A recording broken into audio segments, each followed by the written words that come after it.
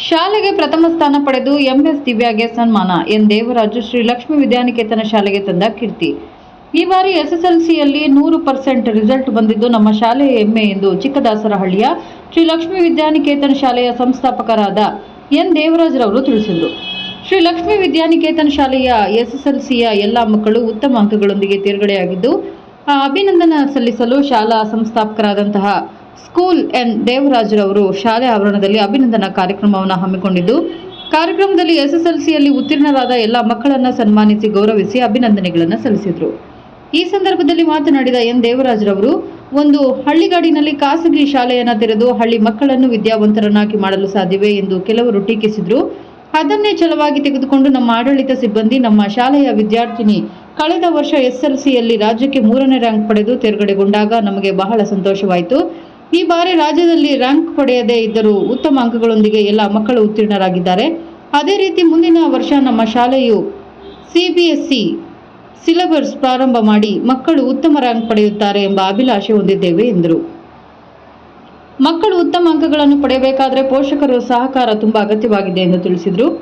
ಶ್ರೀ ಲಕ್ಷ್ಮೀ ವಿದ್ಯಾನಿಕೇತನ ಶಾಲೆಯಲ್ಲಿ ವಿದ್ಯಾಭ್ಯಾಸ ಮಾಡಿದ ದಿವ್ಯಾ ಎಂಎಸ್ ಎಂಬ ವಿದ್ಯಾರ್ಥಿನಿ 98.40 ಸ್ಥಾನ ಪಡೆದು ಶಾಲೆಗೆ ಪ್ರಥಮ ಸ್ಥಾನ ಪಡೆದಿದ್ದಾರೆ. ಶುಭಾಶ್ರೀ ಎಂಬ ವಿದ್ಯಾರ್ಥಿನಿ 96% ಸ್ಥಾನ ಪಡೆದು ಶಾಲೆಗೆ ದ್ವಿತೀಯ ಸ್ಥಾನ ಪಡೆದಿದ್ದಾರೆ. ಕಾರ್ತಿಕ್ ಎಸ್ 81.72 ಸ್ಥಾನ ಪಡೆದು ಶಾಲೆಗೆ ತೃತೀಯ ಸ್ಥಾನ ಪಡೆದಿದ್ದಾರೆ. ಉತ್ತಮ ಅಂಕಗಳು ಪಡೆದು ವಿದ್ಯಾರ್ಥಿಗಳು ಮಾತನಾಡಿ ತಮ್ಮ ಅಭಿಪ್ರಾಯಗಳನ್ನು ಹಂಚಿಕೊಂಡು ತಮ್ಮ ಸಹಪಾಠಿಗಳಿಗೆ ಕಿವಿ ಮಾತುಗಳನ್ನು ಹೇಳಿದರು. ಈ ಸಂದರ್ಭದಲ್ಲಿ ಶಾಲೆಯ ಶಿಕ್ಷಕಿ ಹಾಗೂ ಶಾಲೆಯ ಸಿಬ್ಬಂದಿ ಹಾಗೂ ಶಾಲೆಯ ವಿದ್ಯಾರ್ಥಿಗಳು ಹಾಜರಿದ್ದರು.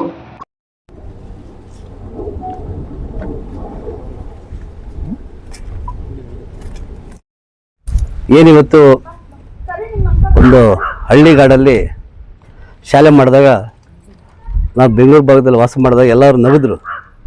ಏನು ಸರ್ ಬುದ್ಧಿ ಇದೆಯಾ, ನೀವು ಹಳ್ಳಿ ಮಕ್ಕಳನ್ನ ಹೋಗಿ ಎಜುಕೇಷನ್ ಮಾಡ್ಸೋಕ್ಕಾಗುತ್ತಾ, ಅಷ್ಟು ಕಷ್ಟ ಇದೆ ಹಾಗೆ ಅಂತ. ಇವತ್ತು ನಮ್ಗೆ ಸತತವಾಗಿ last year state 3rd rank ಬಂದಿತ್ತು.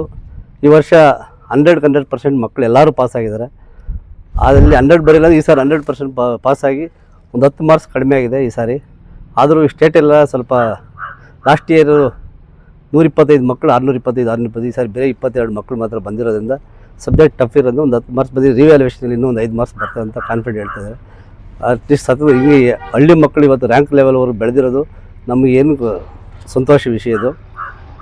ಜೊತೆಯಲ್ಲಿ ಏನು ಇವತ್ತು ನಾನು ಎಲ್ಲರಿಗೂ ಹೇಳ್ತಾ ಇರ್ತೀನಿ, ಈಗೇನು ಬೇರೆ ಶಾಲೆಯಲ್ಲಿ ನಗರಗಳಲ್ಲಿ ಅಷ್ಟು ಮಾರ್ಕ್ಸ್ ಬಂದಿರೋದು ಏನು ಹೆಚ್ಚು ಅನ್ನಲ್ಲ.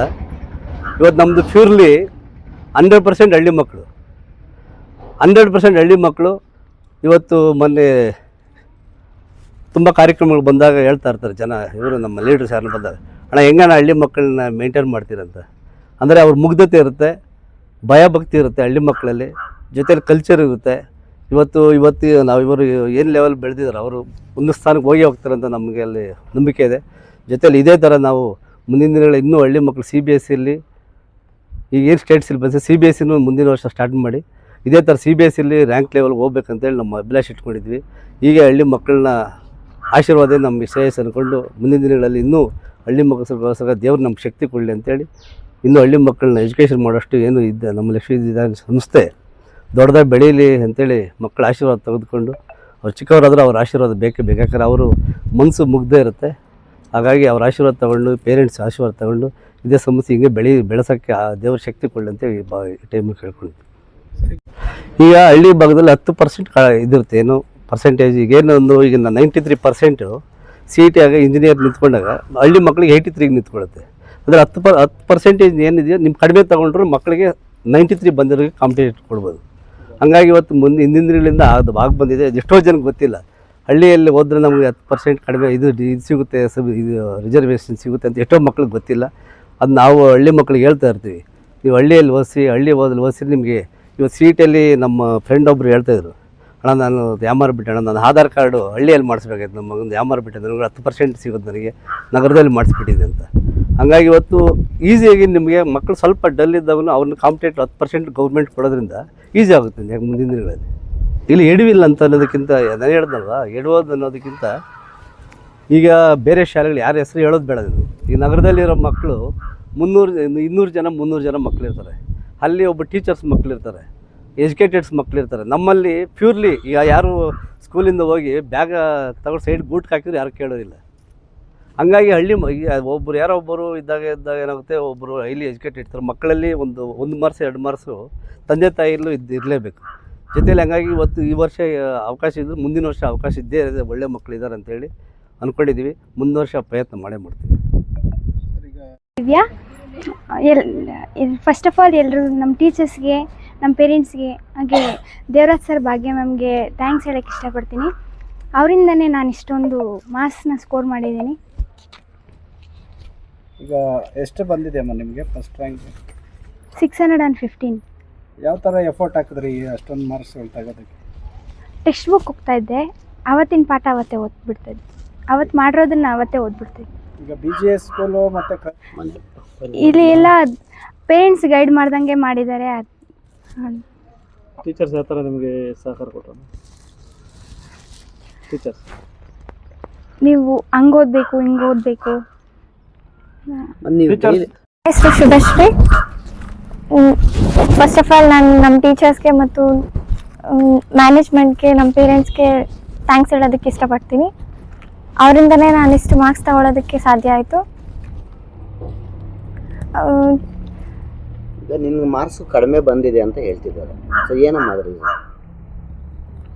606 ಏನೋ ಬಂದಿದೆ, ನಂದು ಇನ್ನೂ ಹೆಚ್ಚಿಗೆ ಬರಬೇಕಾಗಿತ್ತು ಅನ್ಕೊಳ್ತಾ ಇದೆ. ಸೊ ಎಲ್ಲಿ ಅದು ಏನಾದರೂ ಎಡವಟ್ ಆಗಿದೆ ಏನು? ನನ್ನ ಮಾರ್ಕ್ಸ್ ಇನ್ನೂ ಬರಬೇಕಾಯಿತು ಸರ್. ಮರು ಎಣಿಕೆಗೆ ಹಾಕಿದ್ದೀವಿ. ಯಾವ ಸಬ್ಜೆಕ್ಟ್? ಸೈನ್ಸ್ ಸಬ್ಜೆಕ್ಟ್ ಹಾಕಿದ್ದೀವಿ. ಮುಂದೆ ಈಗ ಇಲ್ಲಿ ಓದಿರೋದ್ರಿಂದ ನೆಕ್ಸ್ಟು ಗೋಲ್ ಏನಿದೆ? ಭವಿಷ್ಯದಲ್ಲಿ ಏನಾಗಬೇಕು, ಯಾವ ಆಫೀಸರ್ ಆಗಬೇಕು ಅಂದ್ಕೊಂಡಿದ್ದೀವಿ? ಆಫೀಸರ್ ಅಂತ ಇಲ್ಲ, ಇಂಜಿನಿಯರಿಂಗ್ ಮಾಡ್ಬೇಕಂತ ಇದ್ದೀನಿ. ವಾತಾವರಣ ಹೇಗಿದೆಮ್ಮ? ಶಾಲಾ ವಾತಾವರಣ ಹೇಗಿದೆ? ಮನೆ ವಾತಾವರಣ ಯಾವ ಥರ ಇರುತ್ತೋ ಇಲ್ಲೂ ಆ ಥರನೇ ಇದೆ. ತಮ್ಮ ಹಿಂದೆ ಬರ್ತಕ್ಕಂಥ ಸ್ಟೂಡೆಂಟ್ಸ್ಗೆ ಏನು ಹೇಳ್ತೀರಾ? ನಮಗಿಂತೂ ಹೆಚ್ಚು ಅಂಕ ಪಡೆದು ಒಳ್ಳೆ ಶಾಲೆಗೆ ಒಳ್ಳೆ ಹೆಸರು ತಂದುಕೊಟ್ಟು ಒಳ್ಳೆ ಸ್ಥಾನ ತಗೊಳ್ಬೇಕು ಅಂತ ಹೇಳಕ್ಕೆ ಇಷ್ಟಪಡ್ತೀನಿ. ನನ್ನ ಹೆಸರು ಕಾರ್ತಿಕ್. ನಮ್ಮ ಶಾಲೆಯಲ್ಲಿ ಟೀಚರ್ಸು ಮತ್ತು ಸ್ಕೂಲ್ ಕ್ಯಾಂಪಸಲ್ಲಿ ಎಲ್ಲರೂ ಹೆಲ್ಪ್ ಮಾಡಿದ್ದಾರೆ. ಟೀಚರ್ಸ್ ಹೇಳ್ದಂಗೆ topic wise, lesson wise cover ಮಾಡಿದ್ದೀನಿ. ಇನ್ನೂ ಓದಿದರೆ 600 ರೀಚ್ ಮಾಡೀನಿ. ನಿಮ್ಮ ಹೆಸರು? ಕಾರ್ತಿಕ್. ಯಾವ ಊರಪ್ಪ ನಿಮ್ಮದು? ಚಿಕ್ಕದಾಸರಳ್ಳಿ. ಮುಂದೆ ಏನಾಗಬೇಕು? ಇಂಜಿನಿಯರಿಂಗ್. ಎಲ್ರಿಗೂ ನಮಸ್ಕಾರ. ಶ್ರೀ ಲಕ್ಷ್ಮೀ ವಿದ್ಯಾನಿಕೇತನ ಶಾಲೆಯಲ್ಲಿ ವ್ಯಾಸಂಗ ಮಾಡಿರ್ತಕ್ಕಂತಹ ದಿವ್ಯಾ MS ಮತ್ತು ಶುಭಶ್ರೀ ಹಾಗೆ ಉಳಿದ ಎಲ್ಲ ವಿದ್ಯಾರ್ಥಿಗಳು ಸಹ ಒಂದು ಒಳ್ಳೆ ಫಲಿತಾಂಶವನ್ನು ಕೊಟ್ಟು 100% 100 ಫಲಿತಾಂಶವನ್ನು ಕೊಟ್ಟು ನಮ್ಮ ಶಾಲೆಗೆ ಕೀರ್ತಿ ತಂದಿದ್ದಾರೆ. ಅವ್ರಿಗೆಲ್ರಿಗೂ ಸಹ ತುಂಬ ಹೃದಯದ ಧನ್ಯವಾದಗಳು. ಈ ಫಲಿತಾಂಶ ತಗೊಳ್ಳೋದಕ್ಕೋಸ್ಕರ ನಮ್ಮ ಶಾಲಾ ಆಡಳಿತ ಮಂಡಳಿಯವರು ಸಹ, ಎಲ್ಲ ನನ್ನ ನೆಚ್ಚಿನ ಸಹೋದ್ಯೋಗಿಗಳು ಎಲ್ಲರೂ ಸಹ ಒಳ್ಳೆಯ ಸಹಕಾರ ನೀಡಿದ್ದಾರೆ.